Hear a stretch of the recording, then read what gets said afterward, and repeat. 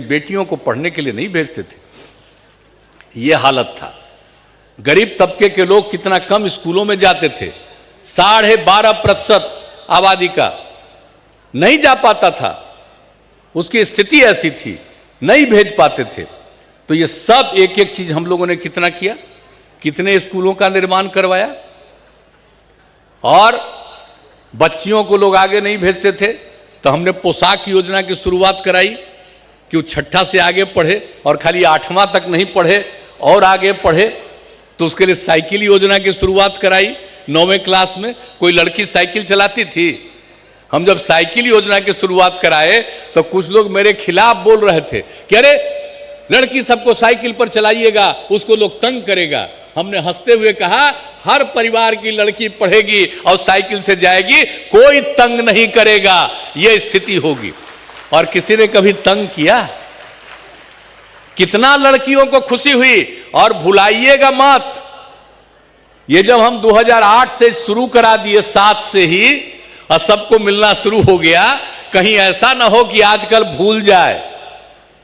और जो साइकिल योजना की हम लोगों ने शुरुआत की, विदेशों से 3 देश से लोग आकर के इसका आकलन किए और आकलन करने के बाद 9, 10, 11 रिपोर्ट प्रकाशित किया कि बिहार में इतना अच्छा काम किया लड़कियों के लिए साइकिल, और लड़कियां कितना साइकिल चलाने लगी।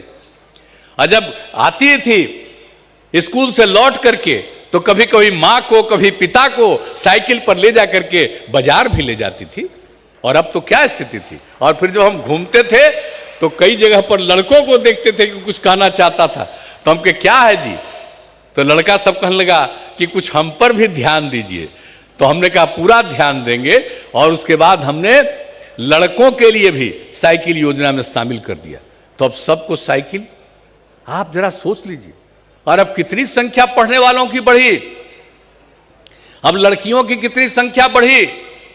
अब आपको मालूम है 1 साल पहले अब इतना कम लड़की पढ़ती थी, अब लड़का लड़की बराबर। 1 साल पहले मैट्रिक की परीक्षा थी तो उस समय 300 लड़की लड़का से ज्यादा। आप सोच लीजिए, यह हालत हो गया है। इतना सुधार था। जब आप लोगों ने मौका दिया तो हम एक एक काम छोड़े हैं। हम महिलाओं के लिए क्या किया,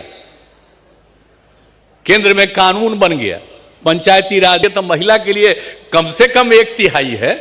हमने कहा 1/3 क्यों, बिहार पहला राज्य हुआ जिसमें हमने महिलाओं के लिए पंचायती राज संस्थाओं में और उसके 1 साल के बाद नगर निकायों में भी हम लोगों ने महिलाओं के लिए 50% का आरक्षण दिया। अब चौथा चुनाव पंचायत का हो गया, अब इसी साल नगर निकायों का भी होने वाला है। अब सोच लीजिए कितनी महिलाएं आगे बढ़ गई, अब पढ़ने में बढ़ गई, आज सबको ये जिम्मेवारी मिल गई। और हम लोगों ने स्वयं सहायता समूह में बहुत कम महिलाएं थी, बहुत कम।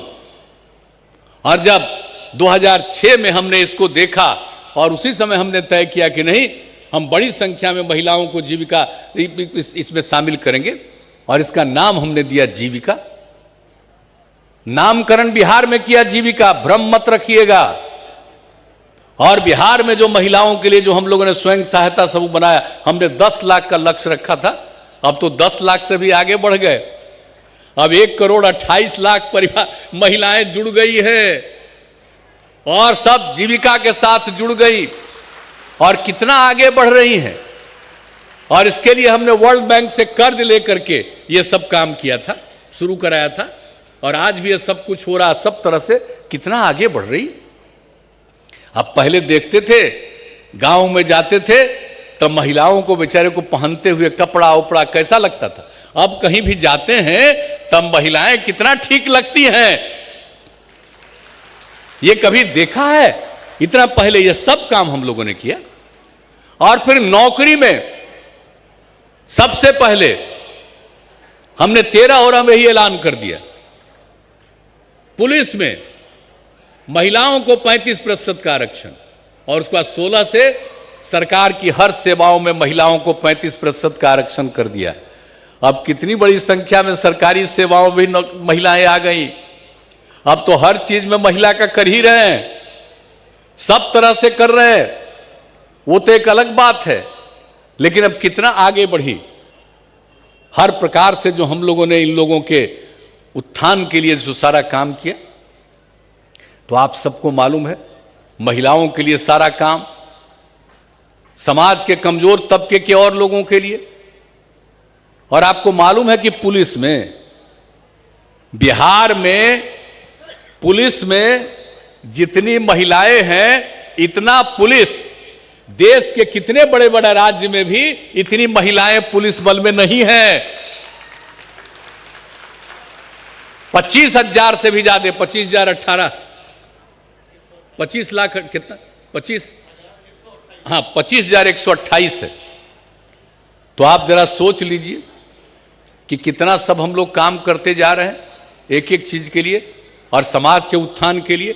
जो गरीब तबके के लोग थे, अनुसूचित जाति, अनुसूचित जनजाति, अति पिछड़े वर्ग, अल्पसंख्यक समुदाय, सब के लिए और जो पहल लेकर के हम लोगों ने तो पूरे बिहार के लिए काम किया।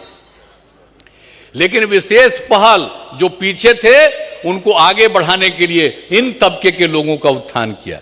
तो ये सब काम तो करते रहे, और आज भी नया नया एक एक काम कर दिया। अभी उप मुख्यमंत्री जी आपको बता रहे थे 7 निश्चय 2 के बारे में। 7 निश्चय 1 करके हर घर नल का जल, हर घर तक शौचालय,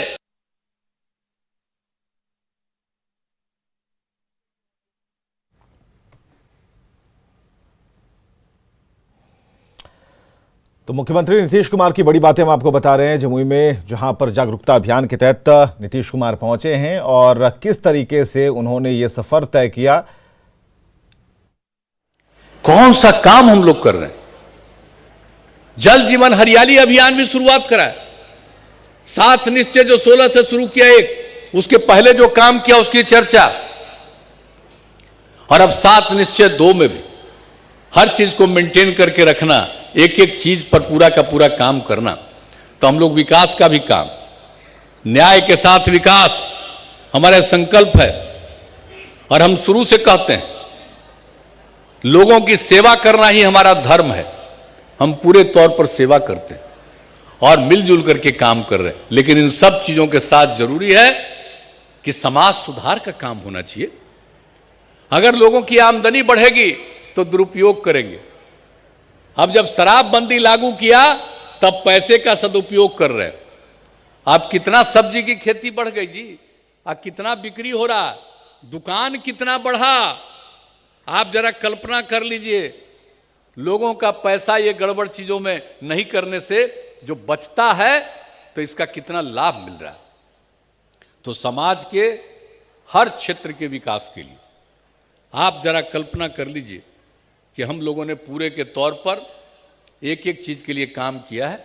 लेकिन इसके साथ साथ जो समाज सुधार की बात हम कर रहे हैं, तो नशाबंदी की बात तो है, लेकिन बाल विवाह दहेज प्रथा, इसके लिए भी 17 में हम लोगों ने अभियान चलाया और आगे जारी रखे हुए। अभी मुझे बड़ी खुशी हुई, बाल विवाह वाली बात पर सब बोल रही थी।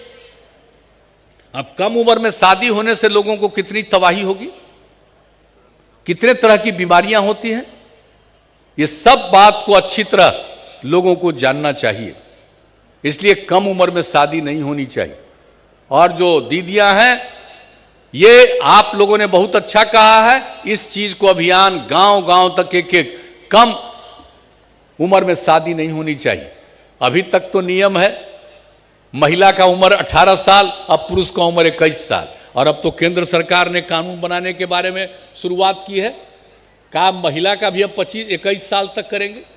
तो कहने का मतलब है, आप सोच लीजिए, कम उम्र में अगर शादी होगी तो अनेक प्रकार की बीमारियां, कई प्रकार के संकटों का सामना करना पड़ता है, कई लोग मृत्यु के शिकार होते हैं। तो ये तो नहीं होना चाहिए। इसलिए बाल विवाह से बिल्कुल बचना चाहिए। और दहेज प्रथा, आप सोचिए भला, और बाल विवाह दहेज प्रथा के खिलाफ आज से नहीं, बहुत जमाने से पूरे देश में कानून बना हुआ, लेकिन फिर भी इसका पालन क्यों नहीं। इसलिए अभियान चलाते रहना बहुत जरूरी है। और किस प्रकार से लोग करते हैं, कितना गलत काम है। कोई अगर दहेज लेता है, क्या बुरी चीज है, और दहेज क्यों लेते हैं। बहुत लोग कहते हैं बेटा को हम पढ़ाते हैं और इसके लिए हमको पैसा चाहिए। और शादी करते हैं और उससे आप पैसा लीजिए, कम पैसा लिए, बाद में उसको तंग करते हैं। कितने लोग इसके शिकार होते हैं, कितने लोगों को भागना पड़ता है, कितने लोगों को छोड़ देते हैं, कितने लोगों की हत्या होती है, कितने लोग आत्महत्या करती हैं, क्या स्थिति होती है। ये सब कितनी बुरी चीज है। लेकिन ये कितना बुरा चीज है, कोई आदमी कैसे सोचता है कि शादी करेगा कोई लड़का लड़की से तो उसको पैसा मिलेगा, भूल जाता है अरे हम और आप कोई भी आज है तो पैदा कैसे हुए, पुरुष और स्त्री दोनों रहती है तभी ना हम लोग पैदा होते हैं। तो अगर तुम पुरुष हो, लड़के हो और तुम्हारी शादी नहीं होगी तो तुम्हारा कोई बाल बच्चा होगा, कोई लड़का लड़का मिलके बच्चा पैदा करोगे। अरे लड़की रहेगी तभी ना बच्चा पैदा होगा। तो बिना लड़की के, बिना महिला के तो कोई बच्चा ही नहीं पैदा हो सकता, तो उसे कैसे लेते हो भाई। तो ये कितनी बुरी चीज है, इसके खिलाफ जबरदस्त अभियान चलते रहना चाहिए। और सब महिला से कहेंगे, और हम लोग तो पहले भी कह दिए थे, कोई शादी करेगा निमंत्रण देगा तो लिखेगा कि हम लोग दहेज प्रथा नहीं लिए हैं, तभी हम जाएंगे। और अब तो हम फिर कह रहे हैं और आप लोगों से भी कहेंगे कि कोई कहे कि हाँ हम दहेज नहीं ले रहे हैं तभी उसके शादी में जाइएगा, वरना कोई नहीं जाइएगा। तो अंत में जाकर के दहेज प्रथा लोग बंद करेगा। और कोई दहेज लेकर के शादी करे उसके खिलाफ पूरे तौर पर अभियान चलना चाहिए। तो ये सब काम बहुत जरूरी है और बहुत आवश्यक, इसलिए हम तो यही आग्रह करने आए हैं। अब समाज सुधार अभियान में तो मान लीजिए कि हम आ जाएं, अभी 4 जगह का और का कार्यक्रम है, कर लेंगे, लेकिन हम सिर्फ कार्यक्रम करेंगे वही होगा, ये तो एक हिस्सा है उसका। लेकिन ये अभियान निरंतर जारी रहेगा और आप सब लोगों से हम यही आग्रह करेंगे कि इसको भूलिएगा मत, याद रखिएगा। और सब दिन के लिए शराबबंदी, दहेज प्रथा और बाल विवाह के लिए निरंतर अभियान चलाइएगा। और आज खुशी हुई, अंतरजातीय शादी जरा इसको भी बढ़ावा दीजिएगा और सब जगह करिएगा। तो क्या हम उम्मीद करें, अभी तो आए हैं तो सीमित लोग हैं ना, सब लोग अपने अपने इलाके में जितना जीविका समूह की हैं महिलाएं, और वो सब लोगों को आजीविका समूह का इज्जत जानते न हैं। हम जब जीविका बनाए तो उस समय की जो भी केंद्र की सरकार थी वो लोग आकर के देखे और कहीं तो बड़ा अच्छा बनाए हैं ये जीविका समूह आप लोग। और उसके बाद उस समय के केंद्र सरकार ने देश भर के लिए आजीविका समूह नाम दिया। हम लोगों का जीविका और वो आजीविका, यानी बिहार की जीविका देश भर में आ जाए, आजीविका। आप समझ लीजिए कितनी बड़ी बात हुई है यहां का। शब्द जो है जीविका, तो एक एक चीज को लेकर के अब आप ही सोच लीजिए कि अब दुनिया भर में आजीविका हो गया, यानी आप ही की बात को सब जगह पहुंचाने के लिए। तो आपसे तो हम यही उम्मीद करते हैं कि अपना काम तो कीजिएगा बहुत अच्छे ढंग से। और सब हम देखे हैं, हर जगह देखते हैं कितना आगे तरक्की हो रही है, सब तरह का विकास हो रहा है और सब तरह का काम करने का यहां पर जो मौका दिया गया है। तो हर प्रकार से जो पूरे तौर पर जो सतत जीविकोपार्जन योजना के अंतर्गत भी सबको मदद दी जा रही है, नहीं खाली शराब वाले से नहीं, उसके अलावे भी जो गरीब गुरबा तबके के लोग हैं उनके लिए भी है। और अब तो नीरा वाले के लिए भी हमने तय कर दिया है कि साहब जो ताड़ी चलता था ताड़ के पेड़ से, अगर उससे सूर्योदय होने के पहले अगर उसी को निकालिएगा तो वही से नीरा बनता है। और नीरा इतना फायदेमंद चीज है, स्वास्थ्य के लिए भी बहुत अच्छा है, स्वाद भी कितना मीठा है। तो नीरा का उत्पादन हो और उसकी जो शुरुआत करेंगे, उन परिवारों को भी इस काम को करने के लिए खास करके ताड़ के पेड़ से ताड़ी की जगह पर नीरा का काम जो शुरू करेंगे, उन लोगों को काम करने के लिए भी राज्य सरकार की तरफ से हम लोगों ने अब तय कर दिया है कि उनको भी 1 लाख रुपए की मदद हम लोग देंगे, ताकि वो ज्यादा से ज्यादा नीरा का उत्पादन करके आगे बढ़े। तो हम लोग तो ये सब काम कर रहे हैं, आप लोग तो कीजिएगा ही, लेकिन जो समाज सुधार अभियान वाला है, इसके लिए निरंतर जारी रखना है ना। तो इसको लेकर के सब लोग लगातार अभियान चलाइएगा ना, हाथ उठा के बताइए आप लोग। चलिए, बहुत बहुत धन्यवाद, आपने संकल्प ले लिया, हाथ उठा करके बता दिया कि हम ये निरंतर इस अभियान को चलाते रहेंगे। इसके लिए मैं आप सब लोगों को धन्यवाद देता हूं, और ये काम जारी रहेगा। समाज और विकसित होगा, बिहार और आगे बढ़ेगा, और देश की सेवा में अपना योगदान करेगा। तो मिलजुल करके हम लोग चलें, और आपस में प्रेम का और भाईचारे का माहौल रहना चाहिए। बिना मतलब का बहुत लोग झगड़ा करने के चक्कर में रहता है, उन लोगों के चक्कर में मत पड़िएगा। सबसे बड़ी चीज है आपस में प्रेम का और भाईचारे का भाव रखना।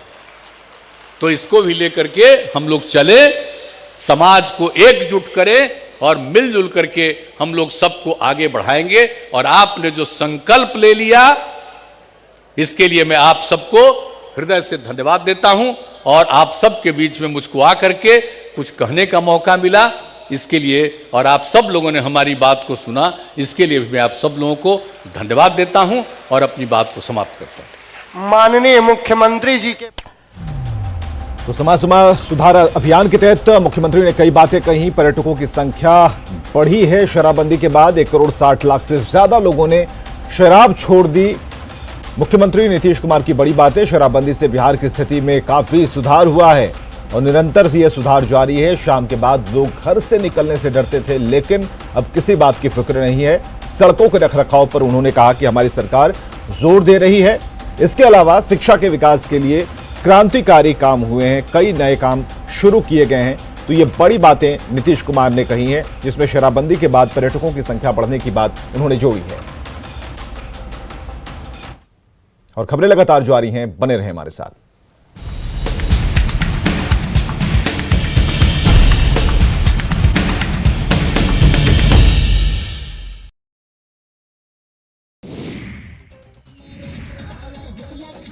अस्पताल के अंदर मरीज और बाहर डांसर्स के साथ अस्पताल के कर्मचारियों की मौज। बोकारो स्टील